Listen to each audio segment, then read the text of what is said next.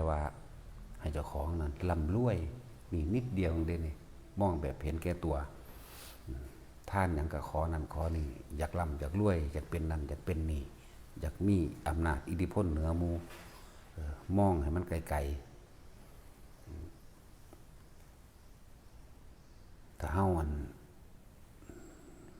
ข่าวสารทางโลกเขาเกิดสงครามกันประเทศนั้นประเทศนี้บาละ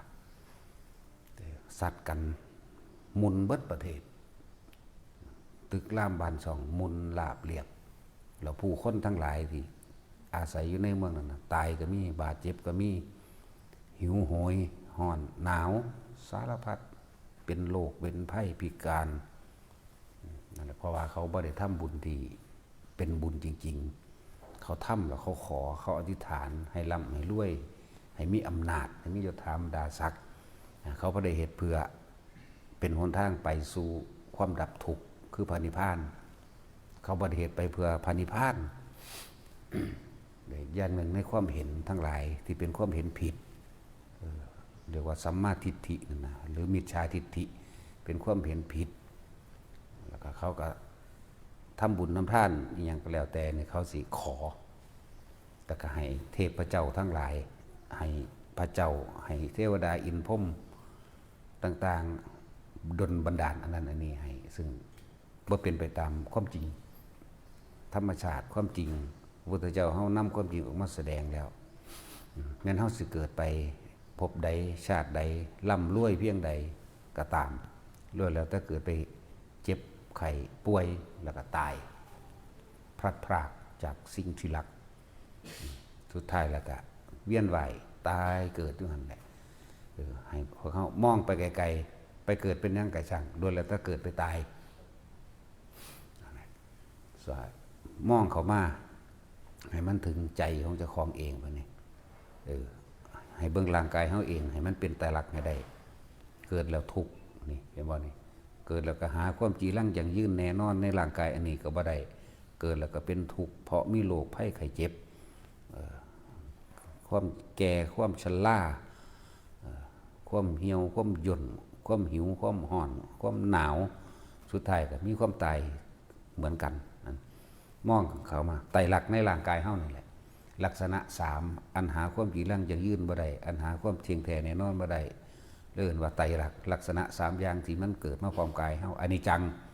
หาความเที่ยงแท้แน่นอนบ่ได้ทุกขังเจ็บปวดป่วยอนัตตาก็คือตายแล้วก็มองเบิ่งไตรลักษณ์ทางใจพร้อมบัดนี้ระหว่างกายกับใจกายก็เป็นลักษณะ3อย่างหาความจีรังอย่างยืนบ่ได้มีแต่ทุกข์และสุดท้ายก็ต้องแตกดับมองเข้าไปสู่ไตรลักษณ์ทางใจเฮาความคิดนึกของเฮาเองก็ยังบ่เที่ยงแท้แน่นอนว่าความคิดนึกนี่จิตความคิด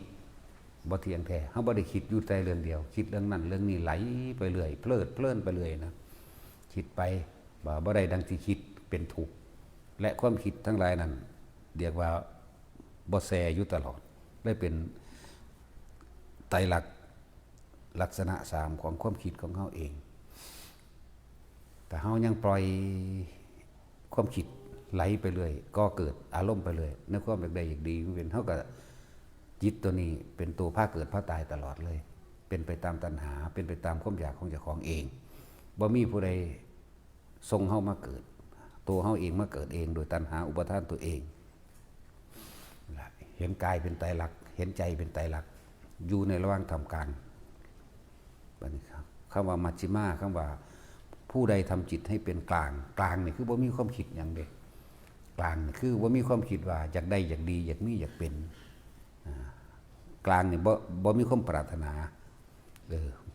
กลางนี่นั่นแหละพุทธเจ้าเฮาเพิ่นหาแนวทางให้พวกเฮาเพื่อให้พ้นออกจากการเวียนว่ายตายเกิดแต่ผู้ใดหูท่านความคิดได้ผู้นั้นก็หยุดท่านละหยุดเกิดหยุดตายแต่ว่ามองถ้ามองโลกกว้างๆมองออกไปเบิ่งเขาสงครามกันเขาอดอยากเขาแห้งแล้งเพราะความเห็นผิดของเขาเองเพราะความปรารถนาในความอยากได้อยากดีมีเป็น บ่มีผู้ใดปรารถนาความทุกข์เด้มีแต่ผู้ปรารถนาความสุขแต่ในความปรารถนาความสุขอันนั้นน่ะความทุกข์ก็อยู่นำกันติดตามกันไปตลอดแหละแต่เฮาฟังธรรมเรียกว่าฟังคำสอนพระเจ้าอยู่เรื่อยๆเฮาจังสิสามารถแยกแยะผิดถูกชอบชั่วดีออกได้เด้ถ้าบ่ฟังธรรมบ่รู้จักอันใดผิดอันใดถูกอันใดที่วางจิตเป็นกลางอันใดที่พาพ้นทุกข์บ่เข้าใจมีแต่ความอยากรวย อยากแข็งแรงบ่อยากเจ็บบ่อยากปวดบ่อยากป่วยบ่อยากพัดภาคอยากได้ทรัพย์สมบัติหลายๆที่ดินก็ให้หลายๆบ้านก็หลังใหญ่ๆรถก็มีหลายๆจะมีฮอดยานอวกาศพุ่นล่ะธรรมดาว่ะนั่นแหละให้เฮาน้อมเข้ามาให้เห็นความจริงในตนเองร่างกายตัวของตัวเฮาเองแท้ๆนี่เฮาเข้ามายึดมันว่าเป็นของเฮาเองนี่เฮาก็ยังบ่อาจสามารถสิควบคุมมันได้มันหิวคือว่าควบคุมบ่ให้มันหิวได้มันร้อนคือว่าควบคุมได้หิวร้อนหนาวเจ็บท้องเจ็บแข้งเจ็บขามีดบาดเป็นฝีเป็นหนองเป็นโรคต่างๆนี่คือบ่ควบคุมบ่ให้มันว่ามึงจะเป็นเอานั่นแหละขนาดสิ่งที่อยู่ติดกับเกิดมาพร้อมแท้ก็ยังบ่อาจสามารถได้เลยอาจสามารถที่รักษามันให้มันคงทนถาวรให้มันอยู่จังสั่นบ่ให้มันป่วยนี่จึงบอกว่ามองไตรลักษณ์ในกายให้เป็นแต่ก็มองไตรลักษณ์ลักษณะ3อย่างอันเป็นของบ่เที่ยงแท้แน่นอนในใจให้เป็นความคิดก็ยังบ่เที่ยงแท้แน่นอนอันใดบ่เป็นไปดังคิดก็เป็นทุกข์นั่นแล้วความคิดนี่ก็บ่ได้อยู่ในตัวเดียวบ่ได้คิดเรื่องเดียวนะเลยเป็นอนิจจังทุกขังอนัตตาร่างกายก็อนิจจังทุกขังอนัตตาใจก็เป็นอนิจจังทุกขังอนัตตาเฮาควรสิมีวิธีฝึกหัดตนเองเพื่อปล่อยจิตให้เป็นกลางให้ได้รู้เห็นไตรลักษณ์ของสิ่งทั้งหลายทั้งปวงโดยบ่เข้าไปยุ่งโดยบ่เข้าไปปรารถนาอีกโดยบ่เข้าไปปรุงแต่งอีหยังกับมันอีกปรุงแต่งเพื่อให้มันเป็นนั่นแหละให้มันเป็นแบบนั้นแบบนี้ที่ตัวเองอยากให้เป็นนั่นแหละจังว่าการได้ยินได้ฟังเฮ็ดให้เฮาแยกแยะเมื่อเฮาแยกแยะเป็นเฮ็ดให้เฮาเลือกได้เลือกไปทำบุญเลือกไปทานเลือกไปปฏิบัติในสถานที่ที่เพิ่นนำความจริงออกมาแสดงอย่าไปมองที่เขาสอนให้อธิษฐานเพื่อความร่ำรวยสอนให้บวงสรวงสอนให้แต่งแก่สะเดาะเคราะห์สอนให้บูชาพระอินทร์พระพรหมให้ดลบันดาลบ่มีความจริงทุกคนอายุมากถึงขนาดนี้แล้วชีวิตผ่านอีหยังมามากแล้วทุกอย่างมีแต่เฮ็ดเอาเฮ็ดหน้ากับตัวเองนั่นแหละเฮ็ดเอาอยากได้หยังนี่แต่ตัวเฮาเองแสวงหาเอาเองบ่ได้มีผู้ใดมาดลบันดาลนั่นแหละความจริงคือตัวนี้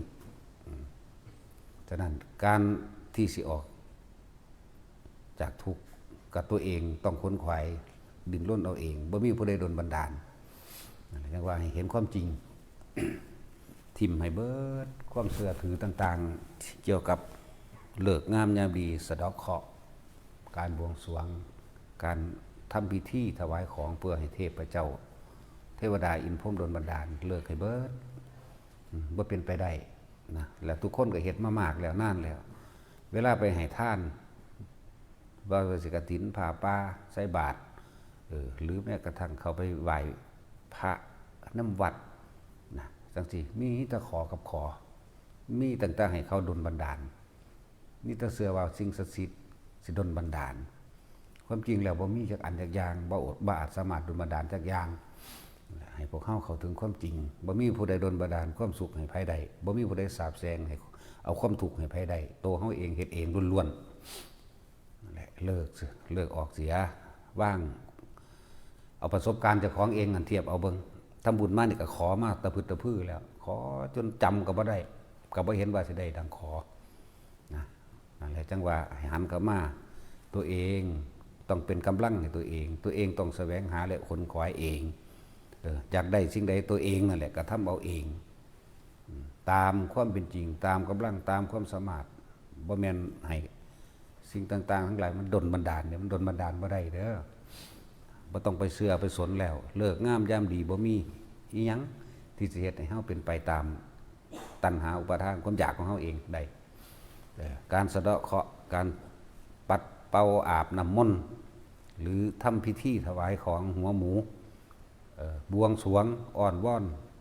ศาลพระอินทร์พระพรหมหยังก็แล้วแต่บ่มีเป็นไปว่าได้นั่นแหละพระพุทธเจ้าเฮาสอนให้พวกเฮาน่ะพึ่งพาตัวเองพึ่งพาตัวเองแล้วก็อย่าเบียดเบียนนั่นแหละหนทางมัน เฮาจังสิฟังธรรมะแบบนี้เข้าใจแต่เฮาดิ้นรนไปตะมองให้เขาเขาขายของเขาขายเขาเฮ็ดพระออกมาขายจังซี่ว่าดลบันดาลโชคลาภพระศรีวลีดลบันดาลโชคลาภพระเจ้าท่านใจดลบันดาลโชคลาภผิดเบิดอย่าไปพวกจังสันแต่ตัวเขาเองยังขายสิ่งเหล่านั้นอยู่ถ้ามันดลบันดาลได้จริงๆเขาก็เอาอันที่เขาสร้างกันมาดลบันดาลเอาเองถ้าเขามีเมตตาจริงเขาก็เอาสิ่งที่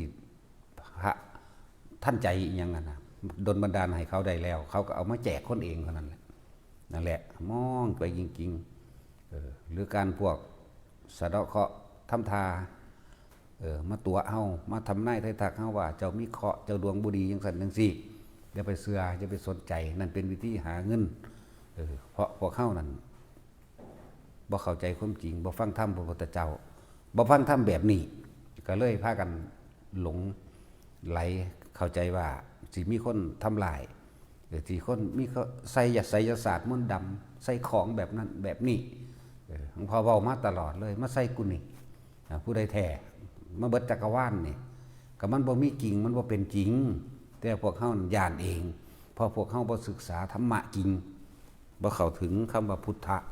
คำว่าพุทธะเนี่ยบ่ได้แปลว่าเอาพระพุทธเจ้ามาคุ้มครองของเด้รู้ตามความเป็นจริงคือธรรมะที่เพิ่นแสดงตนแลเป็นที่พึ่งของตนนี้คือการกระทำของตนเอง